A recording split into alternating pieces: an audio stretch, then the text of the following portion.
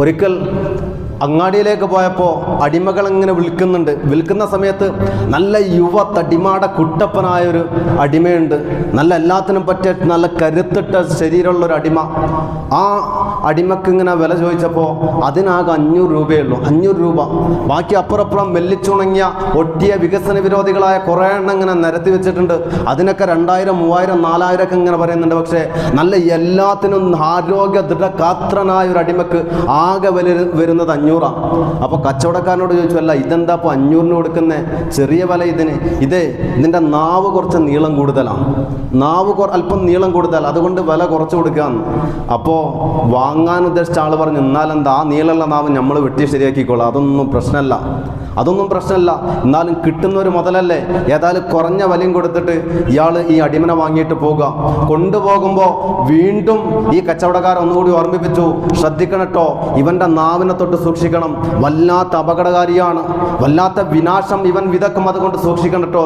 ഇയാൾ പറഞ്ഞു, അതല്ല, അതൊന്നും പ്രശ്നമുള്ള കാര്യമില്ല, ഇതേപോലെ നമ്മളെത്ര കണ്ടതാ, ആയിക്കോട്ടെ എന്നും പറഞ്ഞിട്ട് അതിനെ കൊണ്ടുപോയി നോക്കുമ്പോൾ, വീട്ടിലെത്തി നോക്കുമ്പോൾ ഒരുപാട് ജോലിക്കാരുണ്ട്, ഇതുപോലെ അടിമകൾ പലരുമുണ്ട്, പല ജോലിക്കാരുണ്ട്. പക്ഷേ അതിൽ നിന്നെല്ലാം അതിൽ നിന്നെല്ലാം വ്യതിരിക്തമായിട്ട് ഇയാൾ നല്ല അധ്വാനിക്കുന്നുണ്ട്, എല്ലാത്തിനും പറ്റിയൊരു വ്യക്തി.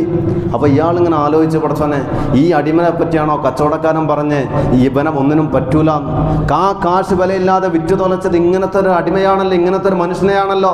അങ്ങനെ ഈ ജോലി ചെയ്യിപ്പിക്കുന്ന മുതലാളിക്ക് വല്ലാത്ത സന്തോഷം. കിട്ടിയത് ഏതായാലും പൊന്മുട്ടയിടുന്ന താറാവിനെ തന്നെയാണല്ലോ കിട്ടിയത്, ഏതായാലും ഞാൻ രക്ഷപ്പെട്ടു എന്നിങ്ങനെ ആലോചിച്ചുകൊണ്ട് ഇദ്ദേഹം എല്ലാ ജോലികളും ഏൽപ്പിക്കുന്നതെല്ലാം കൃത്യസമയത്ത് തീർക്കും. എല്ലാത്തിനും ഓടിച്ചാടി എല്ലാ സ്ഥലത്തും എത്തുവാൻ ഇയാൾ മതി. അങ്ങനെ പയ്യപ്പയ്യ ഇങ്ങനെ കാലം കടന്നു പോകുമ്പോൾ, മാസങ്ങളും ദിവസങ്ങളും ഇങ്ങനെ കടന്നു പോകുമ്പോൾ, ഏറ്റവും വിശ്വസ്തനായ അടിമയായിക്കൊണ്ടോ, ഏറ്റവും വിശ്വസ്തനായ ഒരു ജോലിക്കാരനായിക്കൊണ്ട് ഈ അടിമ മാറുകയാണ്. അങ്ങനെ ഒരു ദിവസം ഇദ്ദേഹം വേറൊരു നാട്ടിലേക്ക് തൻ്റെ കച്ചവടാർത്ഥം ഈ മുതലാളി ഇങ്ങനെ പോകുമ്പോൾ ഈ അടിമയോട് എല്ലാ കാര്യങ്ങളും ഏൽപ്പിക്കുന്നു.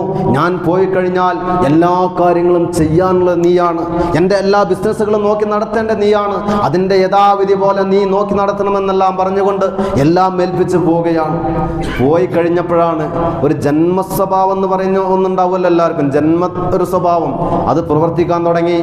ഈ മനുഷ്യർക്ക് ഇങ്ങനെ അത് മുളപൊട്ടാൻ തുടങ്ങി. ഇനി ഇങ്ങനെ ആയാൽ ശരിയാകൂല, നമ്മളാ സ്വഭാവം പുറത്തെടുക്കണം. ഈ യജമാനന്റെ ഭാര്യയോട് ചെന്ന് ചോദിക്കുന്നല്ലയോ മുതലാളിച്ചി, നിങ്ങൾക്കറിയുമോ നിങ്ങളുടെ ഭർത്താവ് എങ്ങോട്ടാ പോയിട്ടുള്ളതെന്ന് നിങ്ങൾക്കറിയുമോ? എന്തിനു വേണ്ടിയിട്ടാ പോയിട്ടുള്ളതെന്ന് നിങ്ങൾക്കറിയുമോ? അവർ പറഞ്ഞു, എൻ്റെ ഭർത്താവ് സാധാരണ പോകും പോലെ കച്ചവടത്തിന് വേണ്ടി പോയി, സാധാരണ പോകും പോലെ ബിസിനസ് വേണ്ടി പോയതാ. അപ്പം പറഞ്ഞു, അതല്ല എങ്കിൽ നിങ്ങളുടെ ഭർത്താവിൻ്റെ രഹസ്യം മറ്റൊന്നാണോ? നിങ്ങളുടെ പോയിട്ടുള്ളത് കച്ചവടം മാത്രം ഉദ്ദേശിച്ചിട്ടല്ല, കച്ചവടത്തിൻ്റെ മേലെ മറ്റൊരു കച്ചവടം അവിടെ നടക്കുന്നുണ്ടോ? കച്ചവടത്തിനേക്കാളും അപ്പുറം മറ്റൊരു കാര്യം ലാക്കാക്കിക്കൊണ്ടാണ് നിങ്ങളുടെ ഭർത്താവ് പോയിട്ടുള്ളത്, ആ നാട്ടിൽ പോയിട്ടുള്ളത്. അവിടെ ഒരു ഭാര്യ കുട്ടി, അതാണ് സംഭവം. നിങ്ങൾ ആലോചിച്ചിട്ടുണ്ടോ? ആ സ്ഥലത്തേക്ക് തന്നെയല്ലേ പോകുന്നേ, അല്ലെങ്കിൽ വേറെ എവിടെയെങ്കിലും സ്ഥലത്തിലേക്ക് പോകുമ്പോൾ അതിലൂടെ തന്നെയല്ലേ പോകുന്നേ. അവിടെ സംഭവം വേറൊരു ഭാര്യയുണ്ട്, കുട്ടിയുണ്ട്, അതിനൊക്കെ വേണ്ടിയിട്ടാണ് പോകുന്നേ. അപ്പൊ ഭാര്യ ഞെട്ടിപ്പോയ, പടച്ചോനെ, അറിയാതെ ഇങ്ങനത്തെ രഹസ്യമുണ്ടോ, നമ്മളറിയാത്ത രഹസ്യമുണ്ടോ? ഇയാൾ വീണ്ടും പറഞ്ഞു, അതെ, എന്നാ അങ്ങനെ ഉണ്ട്. അപ്പം ഇനി എന്താ ചെയ്യാ? നീ എന്ത് ചെയ്യാനാ? ഇനി ഒരു മാർഗമില്ല, ഏറ്റവും നല്ല സ്നേഹം നിങ്ങളോടായിട്ട് വരണം, ഇനി അതേ മാർഗമുള്ളൂ. അവിടെ ഭാര്യ കുട്ടിയൊക്കെ ഉണ്ടായിക്കോട്ടെ, ഇനി നിങ്ങളാകണം, നിങ്ങളുടെ ഭർത്താവിൻ്റെ മനസ്സിൻ്റെ ഉള്ളിലുള്ള എല്ലാം നിങ്ങളാകണം. അതിനുള്ള പണി ഇനി എടുക്കാൻ പറ്റുള്ളൂ, വേറെ ഒന്നും ചെയ്യാൻ പറ്റില്ല. പെണ്ണ് ഞെട്ടിപ്പോയി, പടച്ചോൻ ഇനി എന്താ ചെയ്യുക? ഇയാളോട് തന്നെ ചോദിക്കുന്നു, എന്താ പരിഹാരം? ഇയാൾ പറഞ്ഞു കൊടുക്കുന്നു, ഒരു പ്രശ്നമില്ല, ഒരു പേടിയും പേടിക്കണ്ട, പരിഹാരം ഞാൻ പറഞ്ഞുതരാം. ഭർത്താവ് 2 ദിവസം കഴിഞ്ഞാൽ തിരിച്ചു വരുമ്പോൾ ഈ താടിയിലെ അടിയിലെ താടിയുണ്ട്, ഹൽക്കിൻ്റെ മേലെ ഇവിടെ ചെറിയൊരു ഉണ്ട ഉണ്ടാകും, ഒരു ചെറിയ ഉണ്ട. ആ ഉണ്ടൻ്റെ മേലെ ചെറിയ താടികൾ ഉണ്ടാകും. അതിൽ നിന്ന് 3 താടി കിട്ടിയാൽ മതി, എന്നാ പ്രശ്നം ഞാൻ പരിഹരിച്ചു തരാം. അതിൽ നിന്ന് 3 താടി കിട്ടണം. ഈ 3 താടി കിട്ടിക്കഴിഞ്ഞാൽ ആ പ്രശ്നം ഞാൻ പരിഹരിച്ചു തരാം. അത് നിങ്ങൾ എങ്ങനെയെങ്കിലും അത് കൈക്കലാക്കാൻ നോക്കണം. അപ്പോൾ ഭാര്യ കരുതി പടച്ചോനെ ശരിയെന്നാണ്, ഇനി വേറൊരു മാർഗമില്ല, ഇത് കിട്ടിയാലേ സംഗതി അടക്കുള്ളൂ. ഏതായാലും 2 ദിവസം കഴിഞ്ഞ് ഭർത്താവ് തിരിച്ചു വരുന്ന സമയത്ത് അതാ ആ നാടിൻ്റെ അതിർത്തിയിലേക്ക് ഈ അടിമ പാഞ്ഞ് ഓടിച്ചെന്നുകൊണ്ടതാ മുതലാളിയെ സ്വീകരിച്ചു കൊണ്ടുവരികയാണ്.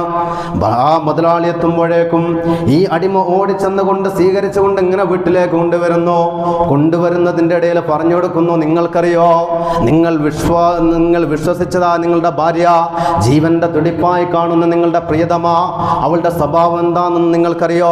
അവൾ ഇവിടെ നിങ്ങൾ പോയപ്പോ കാട്ടിക്കൂട്ടുന്നത് എന്താ നിങ്ങൾക്കറിയുമോ? ഭർത്താവ് പറഞ്ഞു, എന്ത് കാണിക്കാൻ? അവൾ എൻ്റെ വിശ്വസ്തയാണ്, അവൾ എൻ്റെ ജീവനായിട്ട് ഞാൻ കാണുന്ന, എൻ്റെ ജീവന്റെ തുല്യം സ്നേഹിക്കുന്ന എൻ്റെ പ്രിയതമയാണ്. അവൾ എന്നെ വഞ്ചിച്ചു കൊണ്ടൊന്നും ചെയ്യൂല, അവൾ എനിക്ക് എതിര് കാണിക്കുന്ന ഒരു സ്വഭാവക്കാരിയല്ല.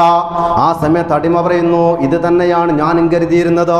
നിങ്ങളുടെ ജീവിതത്തിന്റെ സമ്പർക്കങ്ങളെല്ലാം കണ്ടപ്പോ എന്തൊരു മാതൃകാ ദമ്പതിമാരായിട്ടാണ് ഞാനും കണ്ടിരുന്നത്. പക്ഷേ നിങ്ങളൊന്ന് കണ്ണ് തെറ്റിയപ്പോഴേക്കും, നിങ്ങളൊന്ന് നാട് വിട്ടപ്പോഴേക്കും ഇവിടെ കാണിച്ചു കൂട്ടുന്ന ഓരോ കാര്യങ്ങൾ മാത്രമല്ല, നിങ്ങളുടെ ഭാര്യയുണ്ടല്ലോ, അവളൊരു പദ്ധതി തയ്യാറാക്കിയിട്ടുണ്ടോ.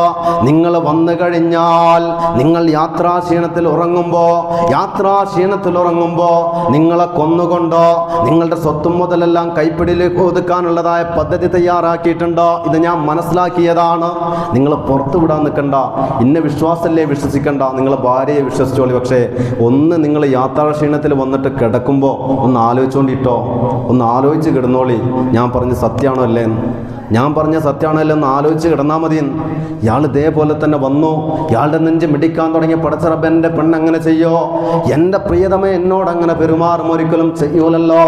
ഇയാൾ യാത്രാക്ഷീണത്തിൽ വീട്ടിലേക്ക് വരുമ്പോൾ പഴയതുപോലെ തന്നെ ഭാര്യ ഓടി വന്നുകൊണ്ട് സ്വീകരിച്ചുകൊണ്ട് വീട്ടിൻ്റെ ഉള്ളിലേക്ക് കൊണ്ടുപോകുന്നു, വെള്ളം കൊണ്ടുപോയി കൊടുക്കുന്നു, ഇയാൾ വെള്ളം കുടിക്കുന്നു. പക്ഷേ ആ സ്വഭാവം കാണുമ്പോൾ യാതൊരു മാറ്റമില്ല. എങ്കിലും ആ അടിമ പറഞ്ഞതിൽ വല്ല സത്യം ഉണ്ടാവോ? ഒരു സംശയം, വല്ല സത്യം ഉണ്ടാവോ? ഇയാൾ ചെന്നിട്ടതാ വല്ലതും കഴിച്ചിട്ട് കിടക്കുന്ന സമയത്ത് ഉറങ്ങാൻ വേണ്ടിയിട്ട് കണ്ണടക്കാൻ തോന്നുന്നില്ല. അഥവാ ഭാര്യ വന്നാലോ, എന്നെ കൊല്ലാൻ വന്നാലോ എന്നുള്ളൊരു ചിന്ത, എൻ്റെ കഴുത്തിനേക്ക് കുത്താൻ വന്നാലോ എന്നുള്ള ചിന്ത. ഇയാൾ ഉറങ്ങിയതുപോലെ ഇങ്ങനെ കാത്തിരിക്കുമ്പോഴാണ് പ്രിയതമ ഒരു കത്തിയും പിടിച്ചിട്ട് ഇങ്ങനെ വരുന്നുണ്ട്. എന്തിനു വേണ്ടിയിട്ട്? ഹൽക്കിൻ്റെ മേലെന്ന്, ഈ തൊണ്ടക്കുഴിയിലുള്ള ഈ മുഴയുടെ മേലിൽ നിന്ന് 3 മുടി കിട്ടണം, 3 രോമം കിട്ടണം, എങ്കിലേ കാര്യം നടക്കുള്ളൂ. ഇയാൾ ഈ ഭർത്താവ് ഉറങ്ങുമ്പോൾ കാൽപാദത്തിന്റെ സ്വരം കേട്ടപ്പോ ഇയാൾ ഉറങ്ങിയതുപോലെ നടിച്ചു, കുറുക്കം വലിക്കാൻ തുടങ്ങി. ഇവൾ വല്ല പമ്മി വരുന്നുണ്ട്. പമ്മി വന്നിട്ട് ഈ ഹൽക്കിന്റെ ഭാഗത്തേക്ക് അങ്ങ് കത്തി കൊണ്ടുവന്നതും ഇയാൾ അങ്ങ് കയ്യങ്ങ് പിടിച്ചു. എനിക്കറിയാമായിരുന്നു നീ എന്നെ കൊന്നിട്ട് എൻ്റെ സ്വത്തെല്ലാം എടുത്തുകൊണ്ട് ജീവിക്കാനുള്ള പദ്ധതിയായിരുന്നല്ലോ, ആ പദ്ധതിയാണ് എനിക്ക് ആദ്യം തന്നെ വിവരം കിട്ടിയിട്ടുണ്ടെന്ന് പറഞ്ഞതും ഈ കത്തി അങ്ങ് വാങ്ങിയിട്ട് അതുപോലെ തിരിച്ചങ്ങ് കുത്തി ഭാര്യയെ അങ്ങ് ഭാര്യയെ കുത്തിക്കുന്നു എന്നല്ല, അല്പം കഴിഞ്ഞ് ഭാര്യയുടെ വീട്ടുകാരത് അറിയുന്നു. അവർ ഓടി വരുന്നു, ഞങ്ങളുടെ പ്രിയതമയായ സഹോദരിയെ കൊന്നിട്ടുണ്ട്, മകളെ കൊന്നിട്ടുണ്ട് എന്നുള്ള വിവരം കേട്ടപ്പോ ആ കുടുംബം അങ്ങ് ഓടി വന്നുകൊണ്ട് ഈ മനുഷ്യനെ കൊല്ലുന്നു. മനുഷ്യനെ കൊന്നപ്പോ ഈ ഭർത്താവിന്റെ കുടുംബക്കാർ വീണ്ടും വരുന്നു, അങ്ങോട്ട് തല്ലിക്കൊല്ലുവാൻ വേണ്ടിയിട്ട്. അവസാനം ഒരു നാട് തന്നെ യുദ്ധത്തിന്റെ വക്കിലേക്ക് എത്തിയതായ ഒരു സംഭവം മഹാന്മാർ ഉദ്ധരിക്കുന്നുണ്ടോ. എന്താ ഇവിടെ പ്രശ്നമുണ്ടായത്? നമ്മളെല്ലാം നിസാരമാക്കുന്ന നാവാണ് വിഷയക്കാരൻ. നമ്മളെല്ലാം വളരെ നിസ്സാരമായി കരുതുന്ന നമ്മുടെ വായന്റെ ഉള്ളിലുള്ള നാവാണ് വിഷയക്കാരൻ, അവനാണ് പ്രശ്നക്കാരൻ. നമ്മൾ സൂക്ഷിച്ചിട്ടില്ല എങ്കിൽ ഇതിന്റെ വിപത്ത് ഭയാനകമാണ്. അതുകൊണ്ടാണ് ചിലപ്പോ കൂട്ടുകുടുംബാദി ആളുകളോടെല്ലാം എന്തെങ്കിലുമൊക്കെ ചില പ്രശ്നങ്ങളൊക്കെ വരുമ്പോൾ നമ്മളൊരു ആവേശത്തിൽ എന്തെങ്കിലുമൊക്കെ കണ്ട് പറയും, 4 വർത്താനം കണ്ട് അടിച്ചിട്ട് പറഞ്ഞുകൊണ്ട് നമ്മുടെ എതിരാളി ആരാണോ അയാളെ കുളിപ്പിച്ചുകൊണ്ട് കെടുത്തും നമ്മൾ, അല്ലേ? കുളിപ്പിച്ച് കെടുത്തും. നമ്മളിങ്ങനെ ഒരു ജേതാവിന്റെ ഒരു വിജയാരവത്തോടു കൂടി നമ്മൾ നെഞ്ചു വിരിച്ചിട്ട് ഇങ്ങനെ ഇരിക്കും. കാരണം എൻ്റെ വാക്കിൻ്റെ മുമ്പിൽ അവൻ അടിപതറിപ്പോയി, എൻ്റെ വാക്കിൻ്റെ മുമ്പിൽ അവൻ ഒന്നുമല്ലാതായി. പക്ഷേ നിങ്ങൾ കേട്ടിട്ടുണ്ടോ പലരും പറയുന്നത്, അന്ന് അവൻ എന്നെ 2 പൊട്ടിച്ച എനിക്ക് പ്രശ്നമില്ല, പക്ഷെ ആ പറഞ്ഞതിൻ്റെ മനസ്സൊന്ന് പോകൂലെന്ന്. ഈ വാക്ക് കേട്ടില്ലേ പല ആളുകളും ഉദ്ധരിക്കുന്നത്? അന്ന് എന്നെ അവൻ 2 തല്ലിയിരുന്ന് എനിക്ക് പ്രശ്നമില്ലായിരുന്നു, പക്ഷേ എൻ്റെ മുഖത്ത് നോക്കി അവൻ പറഞ്ഞല്ലോ, എൻ്റെ മനസ്സിന് അത് മാറ്റിവെക്കാൻ കഴിയുന്നില്ല. ഇതാണ് നമ്മുടെ വാക്ക്, ഇതാണ് നമ്മുടെ നാവ്. നമ്മൾ പറയേണ്ടത് എപ്പോഴും സൂക്ഷിച്ചാകണം. എപ്പോഴും ഒരു മനുഷ്യനോട് ഒരു വാക്കുകാരൻ പറയുമ്പോൾ, ഒരു കാര്യങ്ങൾ പറയുമ്പോൾ എപ്പോഴും സൂക്ഷിച്ചാകണം.